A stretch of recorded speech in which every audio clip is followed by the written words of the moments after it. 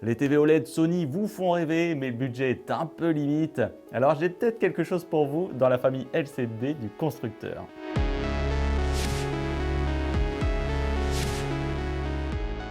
Et bonjour à tous et bienvenue sur la Cobra TV, c'est Benji, je vous reçois dans l'appartement Cobra, j'espère que vous allez bien. Aujourd'hui, je vous présente le modèle X90J de Sony. Il appartient à la famille des TV LCD Premium du constructeur japonais. Full LED, 4K, 100 Hz, une catégorie qui est également constituée du X95J, le modèle supérieur. Alors, ce téléviseur fait suite au XH90 de 2020.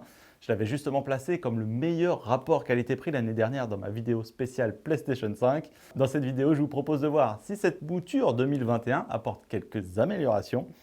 Au programme, présentation complète du produit, plus grosse nouveauté sur la chaîne, introduction des mesures réalisées par les équipes de DxOMark sur l'image et sur le son. DxOMark, bien sûr, mondialement réputé pour leurs évaluations de smartphones, d'appareils photo et plus récemment avec nous d'enceintes connectées.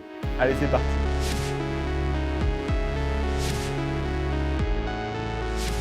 Allez, c'est parti! X90J, le télé est décliné donc en 4 tailles. Vous avez un 50 pouces, un 55, le 65 ici présent et un 75 pouces. Côté tarif, eh bien, on est sur un positionnement relativement accessible, ce qui en fait un des modèles les plus intéressants pour un téléviseur Sony. Il n'y a plus le géant 85 pouces qu'on avait sur le X90H, mais si vous le voulez, il est toujours disponible en magasin. Pour l'installation du produit, franchement, j'ai jamais vu un télé aussi simple à mettre en place. Il n'y a pas besoin de tournevis ou d'outils. Les pieds qui sont inclus dans le carton se clipsent en fait directement dans la base du télé et c'est tout. Donc il n'y a aucun travaux à prévoir de ce côté-là. Vous avez deux positions. Alors ces deux positions, elles sont valables qu'à partir du modèle 65 pouces. Donc une centrale, donc ça peut faciliter l'intégration sur un meuble de petite taille, ou alors la position aux extrémités que personnellement je trouve un peu plus harmonieuse et qui permettra quant à elle d'ajouter une barre de son. Et ça, vous serez peut-être tenté d'en ajouter une. On en parle dans la partie son du télé. Alors, niveau esthétique, bon, on a vite fait le tour. Le look est relativement sobre de face comme de dos. On a un cadre en finition plastique avec des petites facettes, c'est sympa. Les pieds, par contre, eux, sont en alu. C'est plutôt joli, ça donne une bonne allure au télé. Par contre, côté gabarit, le châssis est assez épais, 7,2 cm. Donc, si vous prévoyez de le mettre au mur, il ne sera pas tout collé-collé, quoi. La télécommande, elle reprend les lignes des nouvelles télécommandes de Sony. La finition alu en moins. Ouais, ici, c'est du plastique. Forcément, on descend un petit peu de gamme, mais on garde le style effet brossé. Voilà. Après, personnellement, moi, j'aime bien les télécommandes de Sony. Elles sont légères, elles sont faciles à prendre en main. Il y a les bons petits raccourcis qui tombent bien sous la main. Vous avez aussi des services de streaming, dont Disney+ qui est arrivé cette année.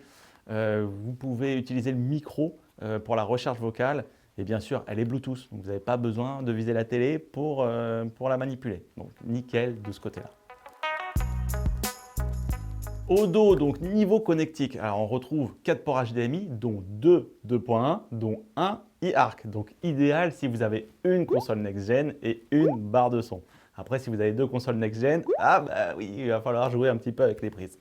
On retrouve aussi deux ports USB, dont un USB 3.0, le port Ethernet, la sortie audio numérique optique, une sortie casque évidemment, une entrée composite, un port PC MCIA, un connecteur d'antenne râteau et un connecteur satellite. Et le TV est également Wi-Fi et Bluetooth. Alors, au niveau de l'interface, on retrouve Google TV et ça, c'est plutôt une bonne nouvelle. Franchement, c'est une des meilleures interfaces de Smart TV actuellement. C'est vrai qu'elles se ressemblent un peu toutes, mais celle-là, elle marche super bien et en plus, elle facilite les connexions aux diverses applis via Google. Donc ça, c'est cool, c'est fluide, c'est rapide, c'est hyper clair. Alors oui, je sais que certains pourront reprocher toutes les recommandations qui apparaissent, voilà, tout ce contenu qui sont évidemment de la pub, c'est sûr. Personnellement, moi, ça ne me gêne pas. Au contraire, je suis plutôt bon client. Proposez-moi des trucs. Si c'est en plus en fonction de ce que je regarde habituellement, oui, ça pourrait me plaire. Donc moi, ça ne me gêne pas. Et n'oubliez pas également que vous avez un service de streaming exclusif au TV Sony, le Bravia-Core. Et avec ce modèle, vous avez 1 an de streaming offert sur un catalogue de films en libre accès. Vous en avez environ 300. Et vous avez aussi 5 crédits pour une catégorie de films payants avec de super qualités en IMAX, super débit. Donc ouais, c'est une super plateforme. Bon allez, c'est parti, on attaque un petit peu les spécificités du produit. Alors on commence avec la partie son, donc niveau son. Alors le TV est équipé de la technologie acoustique multi-audio, donc il emploie 4 haut-parleurs, hein. Vous en avez 2 à la base et 2 tweeters, les 2 petites oreillettes là aux extrémités de la partie supérieure du TV. Le tout se calibre par rapport à l'acoustique de votre pièce et ça se règle lors de la configuration du télé. C'est hyper simple, ça marche super bien. Et d'ailleurs, je suis vraiment surpris par les effets sur onde et de jaillissement de l'écran. C'est vraiment super présent. Niveau spatialisation, c'est vraiment pas mal.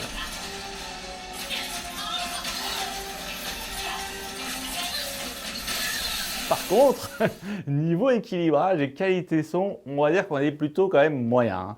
Je ne vais pas vous cacher, avec les équipes DxOMark, on a mesuré la réponse en fréquence et dans le bas du spectre, il n'y a plus personne.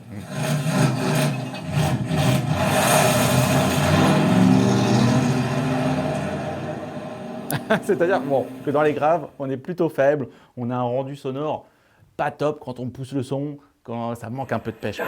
Nous parlions de Squall et Hati, et tu avais, je crois, une question sur le Ragnarok. Oui. Le Ragnarok. Personnellement, je l'équiperai d'une barre de son avec un petit caisson pour améliorer le rendu.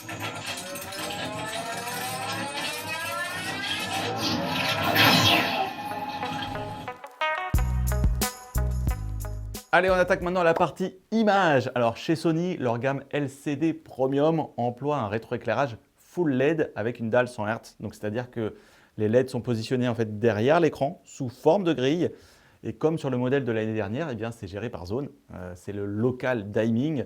Et la vraie évolution par contre cette année, c'est la mise à jour du processeur puisque ce X90J est équipé du tout dernier processeur à intelligence cognitive de la marque, le plus haut de gamme aussi, puisqu'il équipe les Master Series de Sony. C'est le processeur XR.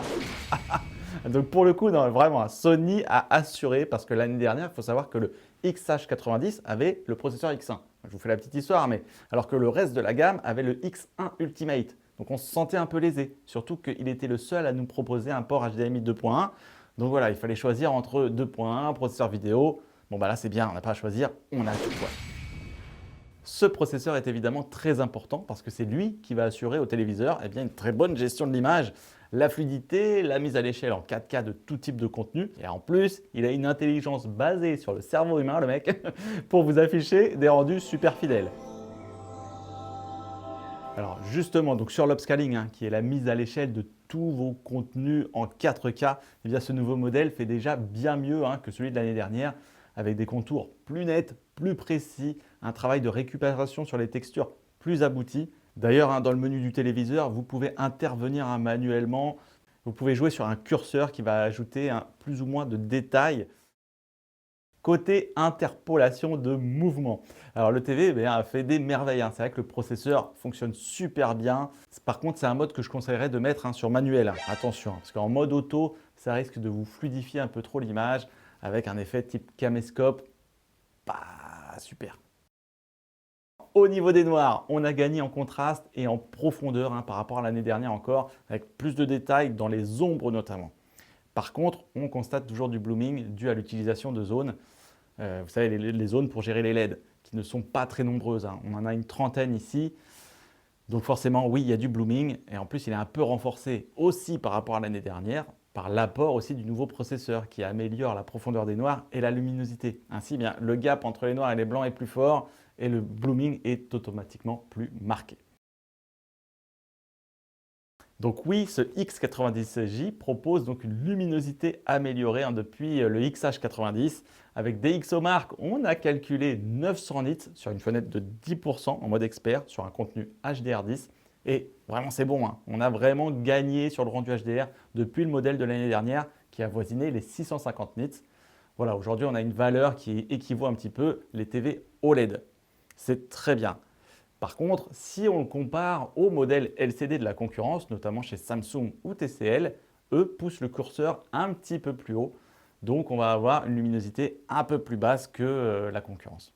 Alors maintenant, on attaque donc la fidélité des couleurs et je peux vous dire qu'elle est au rendez-vous. Après, c'est vrai qu'avec ce pic lumineux un petit peu en retrait, encore une fois, si on le compare au plus lumineux du marché des TV LCD, eh bien oui, on perd un peu en saturation des couleurs.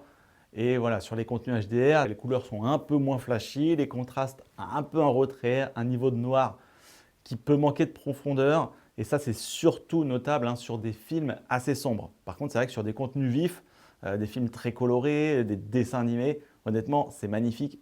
J'ai rien trouvé à redire. J'ajouterais quand même que le filtre anti-reflet n'aide pas non plus. C'est vrai qu'il a tendance à venir voiler aussi un petit peu l'image.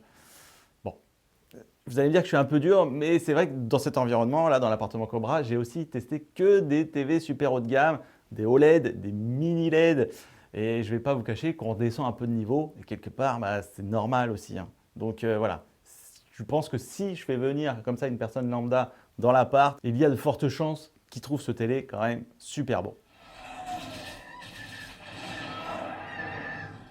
Avec tout ça, je vous conseillerais quand même de le mettre dans une pièce qui n'est pas trop sujette à la lumière. Savoir qu'il reste quand même assez sensible aux reflets.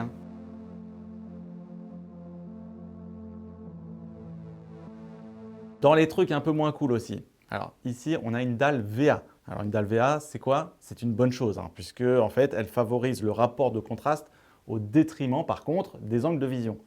Or, ce modèle ne dispose pas de la technologie X Wide Angle qui est réservée au modèle supérieur X95J. Ah oui, il faut bien qu'on vous donne des petits plus sur le modèle supérieur. Encore une fois, c'est un téléviseur qu'il faudra positionner de face ou vraiment légèrement de côté. Parce qu'à partir de 40 degrés, on perd pas mal de luminosité. Ça reste très lisible, il n'y a pas de problème. Mais voilà, l'image est quand même moins bonne, ce serait dommage.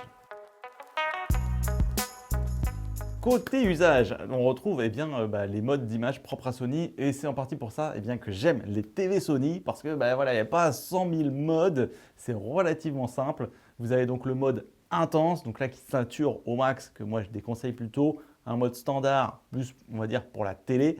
Et après vous avez donc le mode cinéma ou expert pour les contenus cinématographiques, jeux et graphiques pour les jeux vidéo, console et PC. À savoir qu'il est compatible Dolby Vision, HDR10, HLG, pas HDR10+, mais par contre, vous avez le mode calibré Netflix qui s'affiche automatiquement lorsque vous regardez du contenu Netflix. Vous avez également le mode IMAX Enhanced, compatible avec les formats IMAX et donnant plus d'impact dans l'image. À savoir aussi bien sûr que le TV passe automatiquement en mode Dolby Vision lorsqu'on lui met du contenu Dolby Vision. Et là, vous avez 3 modes. Vous avez le Dolby sombre, si vous regardez votre film dans la pénombre, le Dolby lumineux si vous regardez votre film dans une pièce éclairée, ou vif, que personnellement j'évite parce que ça sature au max et bon, c'est pas top. Alors personnellement, moi je mets directement en mode cinéma ou expert, d'ailleurs peut-être même plus expert, parce qu'avec DxOMark, on a pu s'apercevoir que ce mode était un peu plus lumineux que cinéma. Et voilà, ces modes ont été calibrés par Sony Pictures, donc vous avez une très bonne fidélité de couleur sans avoir justement à aller dans les réglages. Ça, moi j'aime plutôt bien. Au niveau de la luminosité, on la met au max histoire d'avoir bien les détails. Et par contre, le capteur de luminosité, c'est plutôt le truc que je désactive, histoire qu'il ne vienne pas interférer sur l'étalonnage. Mais bon, en tout cas, vous pouvez le laisser activer, il fait plutôt bien le boulot. Le mode jeu. Alors, c'est la bonne nouvelle, on a bien sûr 2 ports HDMI 2.1 qui vous permettent d'avoir accès donc au 4K 120 Hz, le mode jeu auto ALLM. Par contre, on est toujours en attente de nouvelles en ce qui concerne une éventuelle mise à jour VRR. Alors justement là, ça vient de tomber, je viens de voir ça. Ils sont en train de mettre à jour le VRR sur le modèle X90H de l'année dernière. Donc à mon avis, ça augure de bonnes nouvelles sur les téléviseurs de cette année. En tout cas, c'est quand même sympa Sony de ne pas abandonner ceux qui ont acheté le modèle de 2020. Le VRR, je rappelle, taux de rafraîchissement variable qui évite quelques saccades, des déchirements d'image et qui améliore aussi l'input lag. D'ailleurs, donc ce téléviseur là, au niveau du temps de rémanence, il est vraiment bon, il est à 11 millisecondes, ce qui est très très bon pour un téléviseur LCD. Et l'input lag, il est à 18,6 millisecondes. Donc voilà, donc on est plutôt bien pour jouer à ces jeux de combat, ces jeux de tir type Call of Duty sans trop de délai. Je rappelle aussi que le mode jeu est développé en partenariat avec les studios PlayStation. Donc ça, c'est quand même cool parce que ça vous assure eh bien, un très bon étalonnage aussi en mode jeu. Et voilà pour le bilan, donc les gros atouts, hein, c'est que vous avez eh bien, un téléviseur Sony. Et oui, mais ça compte, hein, parce que voilà, vous avez tout le package, la bonne interface, la bonne télécommande, simplicité d'utilisation, un mode jeu, un mode cinéma qui sont calibrés par les studios Sony, et aussi un très bon rapport qualité-prix au regard des autres TV Sony, notamment les OLED. Il s'impose aussi facilement hein, par rapport au modèle de l'année dernière, le XH90, avec pas mal de points d'amélioration qu'on a pu voir. Hein. Et ça, c'est en partie dû au processeur, le processeur XR qui fait vraiment bien le boulot. Maintenant, cette année, eh bien, il doit aussi faire face eh bien, aux nouveaux concurrents, des marques qui proposent des produits plus abordables, des pics luminosité aussi plus élevés ou des nouvelles technologies comme le mini LED. Donc voilà, il faudra faire son choix en fonction des fonctionnalités et aussi de votre espace de vie pour choisir votre téléviseur. Moi ici par exemple, dans l'appartement Cobra, le X90J, il remplit absolument toutes ses fonctions. J'ai peu d'espace sur les côtés, donc je suis bien face au téléviseur. Je peux jouer sur la luminosité de ma pièce, donc je peux me mettre dans une pièce sombre lorsque je regarde un contenu sombre. Donc voilà, donc le télé fonctionne et me donne toute satisfaction ici. Bien sûr, ce téléviseur, vous le retrouvez sur cobra.fr, mais aussi dans les magasins Cobra. Hein. 2 adresses. N'hésitez pas à aller déranger les experts hein, pour les essayer, les tester, les voir, les écouter, les tester. Hein. C'est comme ça qu'on trouve son bonheur. Ils ont des petites clés USB avec des films, des extraits. Bref, ils ont absolument tout ce qu'il faut. Eh bien, merci beaucoup d'avoir regardé la vidéo en espérant qu'elle ait pu vous aiguiller hein, pour votre futur choix de téléviseur. C'était Benji et je vous dis à très bientôt sur la Cobra TV.